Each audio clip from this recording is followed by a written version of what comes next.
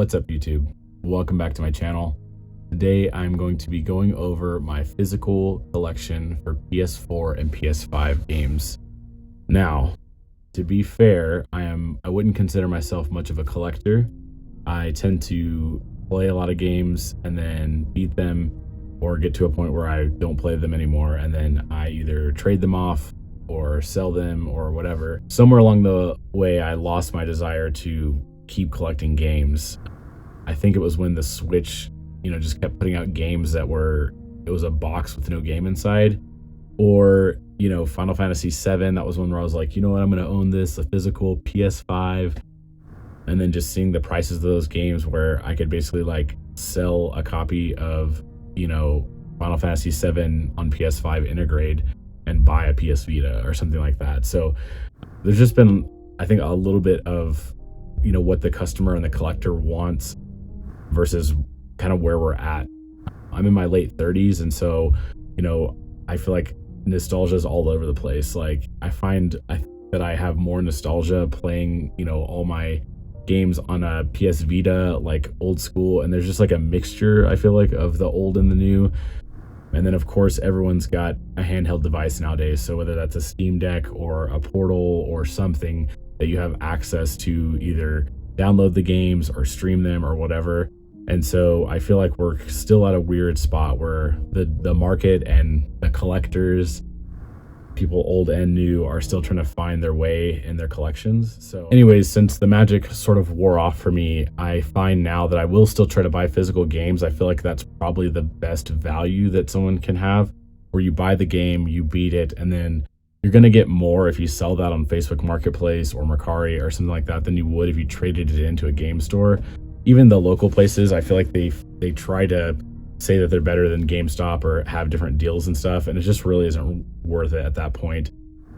But again, buying the physical copy, you can buy it, you can beat it, play it, whatever. You can collect it if that's what you want to do, and then if you change your mind, you're always able to get rid of it. Whereas if you buy the digital version of a game, not that you're in a sense, you're basically stuck with it. You're not going to be able to like refund it, and then eventually the store for whichever platform you've bought that for may go out. So I'm hoping that going forward that a lot of these games, they translate, onto the future systems. But right now, again, we're just at a weird spot.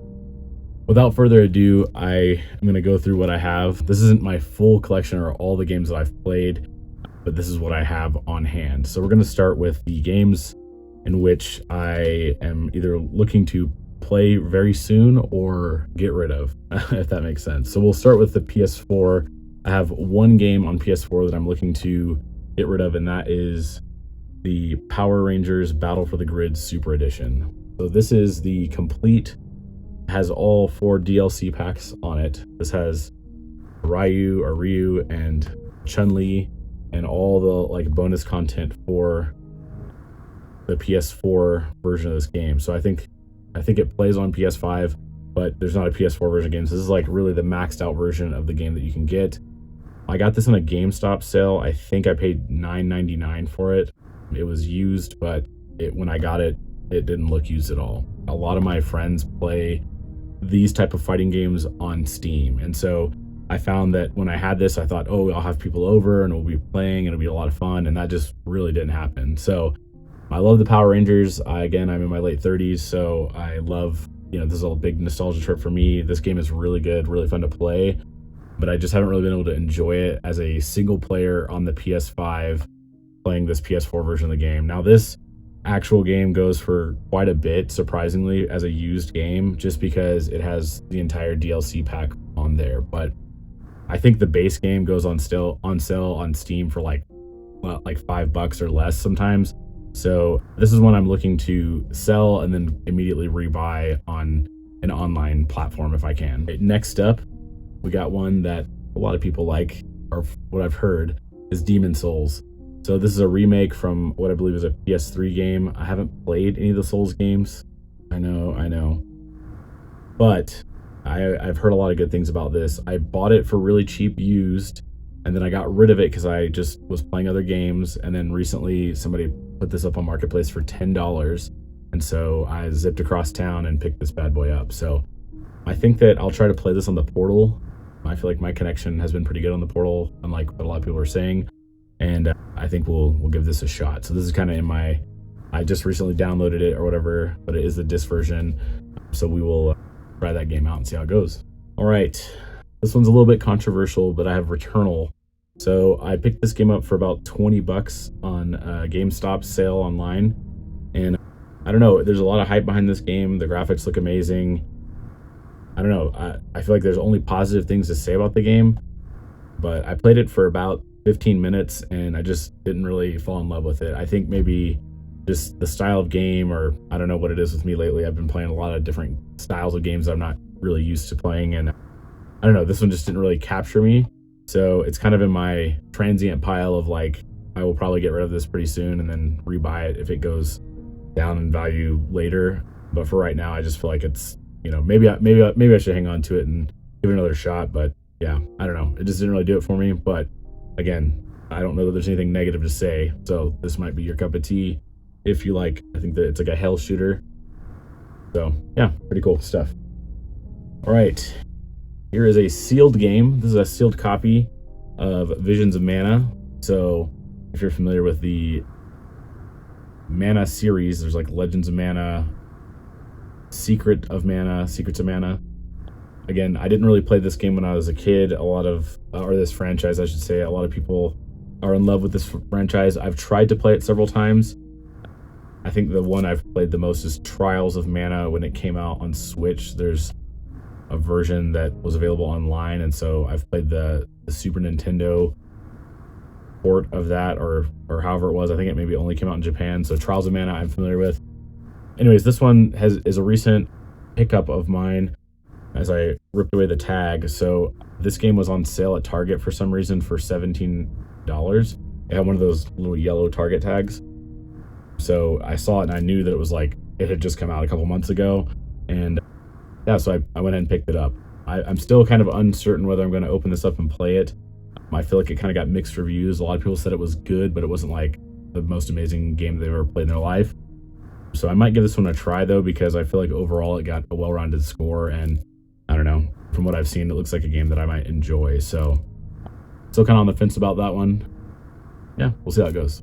All right, diving right into my on hand, I should say, games that I don't necessarily plan to get rid of, but my physical collection as of late. All right, first up for the PS4, Shadow of the Colossus. So this is a remade S2 game, and yeah, I've heard, you know, most of us have heard good things about this game. I've yet to play it, but one of the main reasons I picked it up, it wasn't just that I, you know, looked up a list of all the best games to play on PS4 PS5, but I used to work with a guy at a previous job, and he wasn't a gamer, but whenever we talk about gaming, he'd be like, you know, there's this game that I played on PS2 and it just was the best game I ever played in my life. And again, he wasn't a gamer, and he always talked about Shadow of the Colossus. So I do have this one loaded up. I put the disc in, you know, probably will try to play it again on the portal, something like that. So we'll see how it goes, but I do own a copy. I think I picked this up for $15 or $20. This might have been another GameStop sale.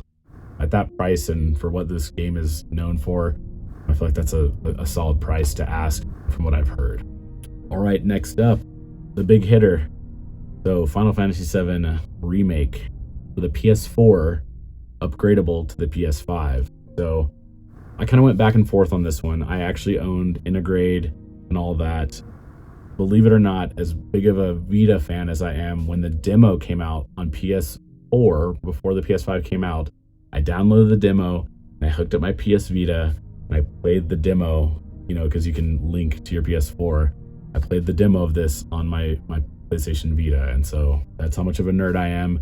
I really enjoyed it, but I have not fully beaten this game. I haven't put a lot of hours into it either.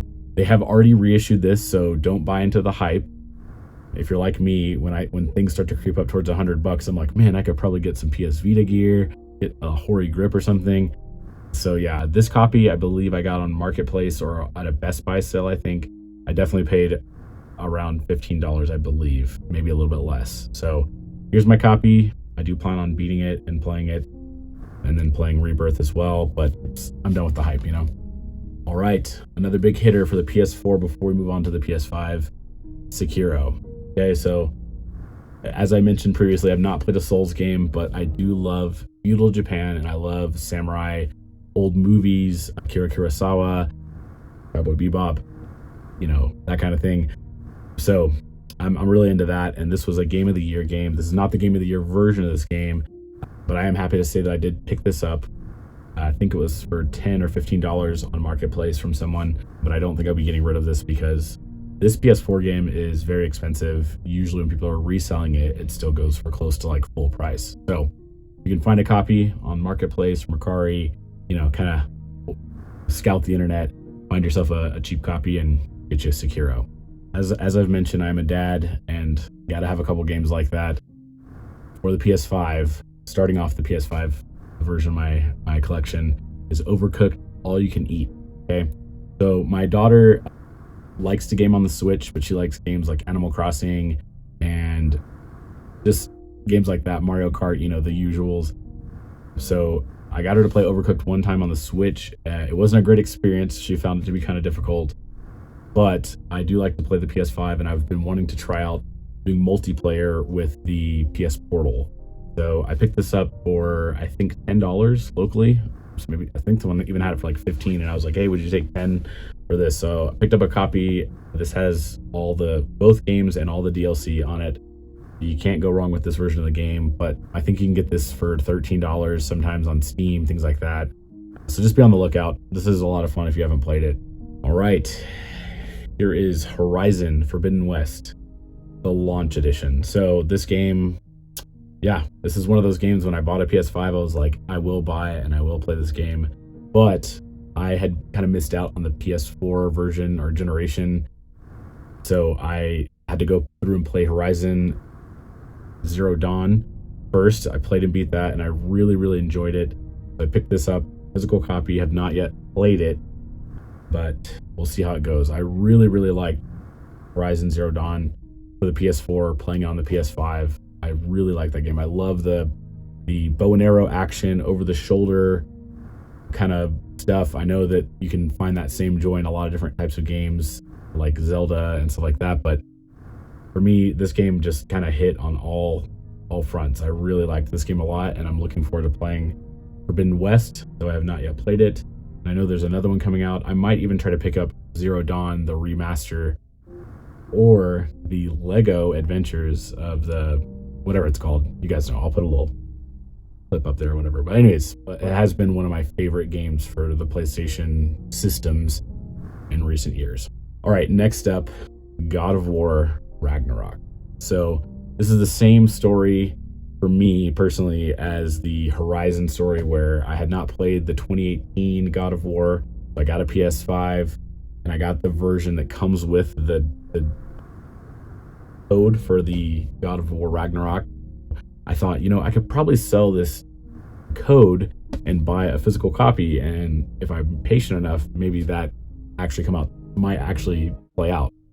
And anyways, that's exactly what I did. I sold my little code that came with my PS5, and then I found someone who had just beat God of War Ragnarok, wanted to play through it really quickly, and they're selling it on Marketplace for, I think I talked him down to like 35 or something now. You can still get this game for a lot cheaper now, especially the PS4 version, and the PS4 version does upgrade to the PS5. So, you know, don't spend an arm and a leg on this, but I'll let you guys know how it goes. Next up, this is probably the reason why I bought a PS5, was to own the most maxed out version of Ghost of Tsushima that you could get. And then now you can play it on PC, so it's kind of like whatever. But this is the director's cut version. I remember buying this before. I may have bought this before I bought a PS5. I can't remember exactly, but this is an amazing game. I have not fully beaten it yet. I know. But I have kids, and so it's just, again, sometimes it's difficult to find those like long gaming sessions and be able to dive in, where I really want to fully immerse myself in this game. I love samurais. I do feel like PS5 gaming developers and gaming companies in general are kind of overdoing the samurai thing, but we all know this is a good game. I don't know anyone who's ever said anything negative about it. Yeah, well, next up, this one has a new installment coming out, and Many of you may laugh, but I'm gonna go with Tony Hawk's Pro Skater 1 and 2. So I'm a big skate dude, and I used to skateboard a lot when I was growing up, and definitely used to play these games a lot when I was growing up. This remaster, this reimagining of the Tony Hawk Pro Skater 1 and 2 is an amazing game.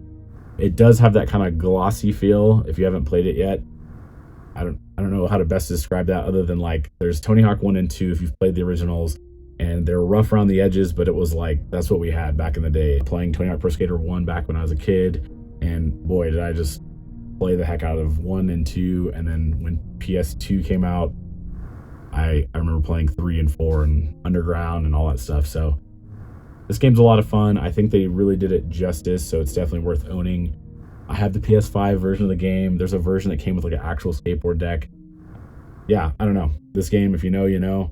It's really good. If you're on the fence about it and you're kind of like a purist or whatever, and you know that there's things that they've changed that you don't like, I would say give it a shot. I really like that they got the cast back together and they just have cool clothes and they're all like older and all that. So it's cool. Looking forward to the next one.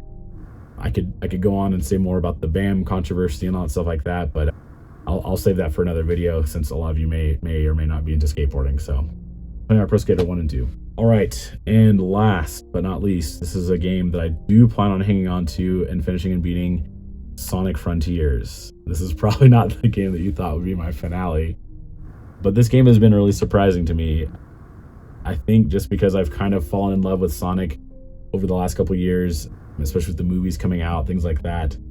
I played, the old school Sonics. I'm a little bit older back in the day, and they were a lot of fun, but the movies and everything, there's just been a lot of hype, and I feel like it's something I've been able to enjoy with my family, stuff like that. This game, again, kind of controversial. I would not recommend playing this on Nintendo Switch. I wouldn't recommend playing it. I would play it on PlayStation 5. The game is there are some kind of like graphical things or a little bit of bugs here and there or whatever, but I do feel like on the PS5 version of the game, it's clean. I haven't really run into any issues. I'm not sure how many hours I'm invested in the game. I've played a lot off and on, but what I love most about this game is that I just feel like it's kind of like relaxing. I find it to be a very therapeutic game to play. I don't know if that's just me, if that's a little weird or whatever, but they have like the music that's been remixed and remastered from like the Dreamcast games and some of the older games and things like that, and you're just running around and kind of completing these tasks and fighting bosses at your own leisure. And so I don't know, like I feel like sometimes I would just be off on the weekend on like a Sunday or something, just pop this in and just play a little bit, run around a little bit, do some of the tasks. It's just a very fulfilling game to play. And yeah, there's a lot of opinions about this game out there. I've seen a lot of reviewers and things like that kind of give this game a hard review, but I kind of like the direction of this one. I never really got super invested in the Sonic lore and all that, and I know the old games kind of have their pros and cons. I feel like this is the best of both worlds. It's got that open world thing going on. Feels like I'm playing like a Mario game, like a modern Mario game almost. And if you do like the kind of speed rushing around, so like that, there's a lot of checkpoints along the way where you have a mix of both types of gameplay. So Sonic Frontiers, man, this is like probably I would say it's probably my top 10, top 5. I know I didn't show a ton of games here, but I've also will maybe showcase in another video the games I've downloaded. A lot of times if I can find it on a really good sale, I'll just go and snap and buy it on the PlayStation Store or something like that. Anyways, I appreciate, I've gotten a lot more views recently, gotten a few more subscribers. I love gaming. I'm going to continue to put out content. I'm going to try to do that weekly. If that's something you're into, definitely like and subscribe, and let me know in the comments what you guys think about collecting, physical versus digital. Where are you at? Where have you landed on as far as like the things that you're never going to get rid of? So again, let me know in the comments what you think, and I will see y'all on the next one.